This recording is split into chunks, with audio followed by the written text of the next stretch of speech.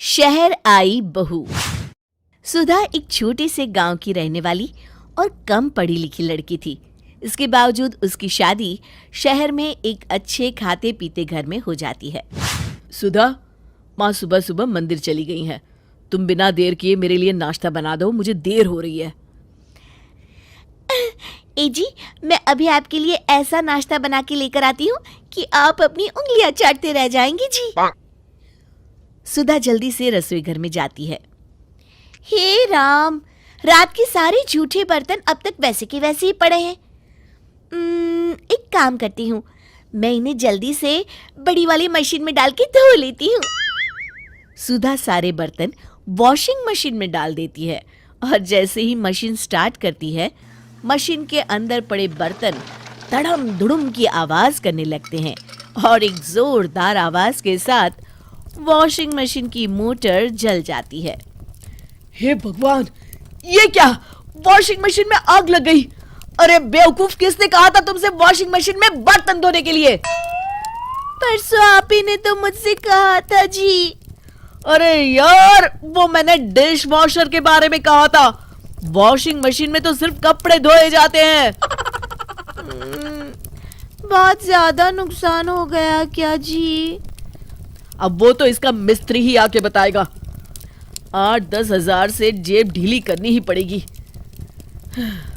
अच्छा, अब मैं जा रहा हूँ, बाहर नाश्ता कर लूंगा। और तुम भगवान के लिए माँ के आने तक घर की किसी भी चीज को हाथ मत लगाना। कार्तिक चिढ़कर घर से चला जाता है।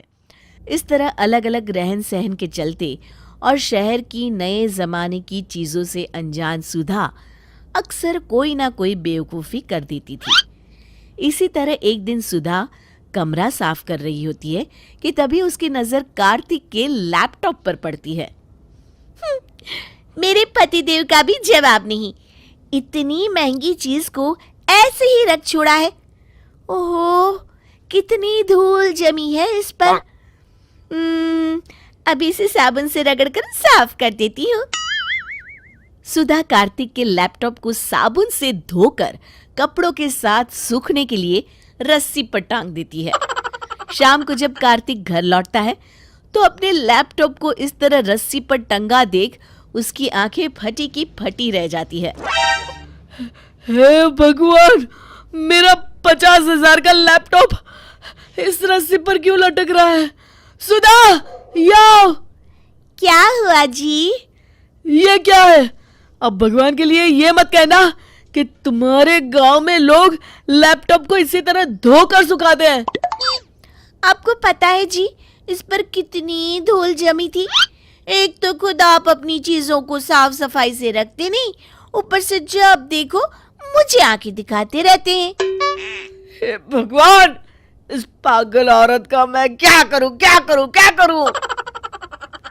सुधा रोने लगती है।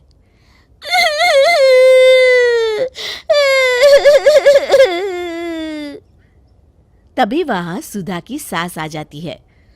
अरे अरे, क्या हुआ? इतनी जोर से क्यों चिल्ला रहा है? बाहर तक आवाज आ रही है।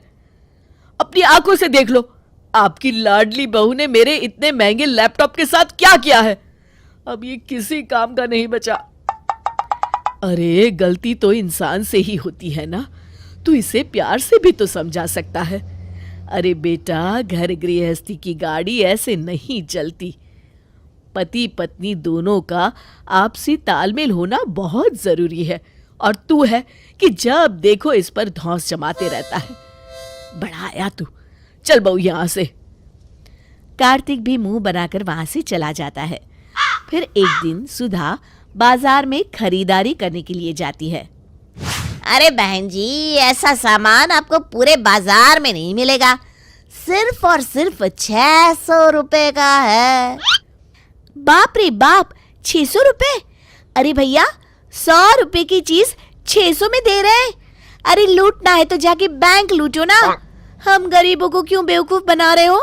रहने दो जी, नहीं चाहिए हमें। सुधा वहां से जाने लगती है। तभी दुकानदार उसे आवाज देता है। अरे बहन जी सुनिए तो, अच्छा कितने रुपए देंगी? 200 रुपए। अरे बहन जी, ये तो बहुत कम है, एक काम करिए, 400 रुपये दे दीजिए बस। 200 से 1 रुपया भी ज्यादा नहीं दूंगी, देना है तो दो वरना मैं तो चली। अच्छा ठीक है 200 ही दे दीजिए, वैसे भी बोनी का टाइम है। इस तरह सुधा पूरे बाजार में घूम घूम कर खरीदारी करती है। शाम को जब कार्तिक घर लौटता है तो घर में सामान का ढेर लगा देख चौंक जाता है। अरे बाप रे, लगता है सुधा पूरा बाजार खरीद लाई। इस औरत के कारण तो मैं एक कटोरा लेकर सड़क पर बैठ जाऊंगा। अरे क्या हुआ, अपने आप से क्या बड़बड़ा रहा है? अरे माँ, ये सब क्या है? इतना सारा सामान खरीदने की क्या जरूरत थी? आपको पता है अभी घर में पैसों की कितनी तंगी चल रही है। क्यों, शादी के पहले तू भी तो घर के लिए इतना ही सामान लेकर आता था ना? अच्छा बेटा, जरा सोच के बता, ये सामान कितने का होगा?